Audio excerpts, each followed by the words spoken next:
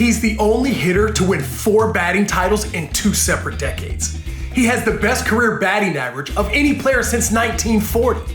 He refused to strike out because he was one of the greatest contact hitters of all time. You kids just don't know how good Tony Gwynn was.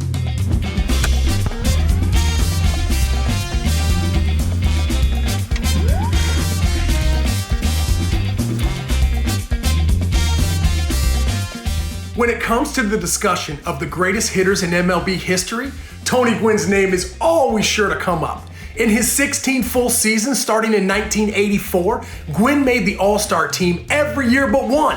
How did he do that, you ask?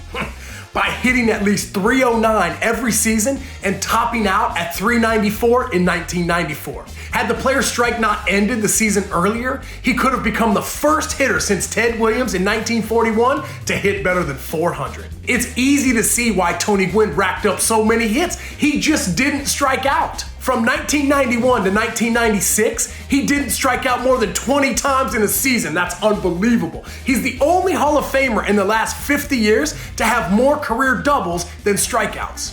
Gwynn only struck out only 23 more times in his career than Adam Dunn did in a 2-year stretch from 2012 to 2013. Check this, Gwynn only struck out 3 times in a game once in his career, and he played over 2,400 of them. You kids just don't know how good Tony Gwynn was. An MVP award somehow always eluded Gwynn, despite finishing in the top 10 7 times. But he collected 7 Silver Sluggers, 5 Gold Glove awards as a sure-handed right fielder. And Gwynn collected batting titles like they were going out of style. Listen, he led the National League in hits 7 times, tied for Pete Rose with the most NL hits in history, and also led the league in batting average 8 times. His 19 consecutive seasons of hitting .300 or better are unsurprisingly a National League record.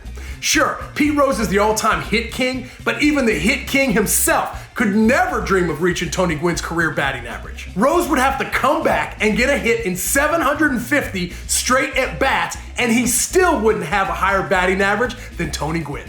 Greg Maddux once said, if a pitcher can change speeds, every hitter is helpless. Except for that fucking Tony Gwynn.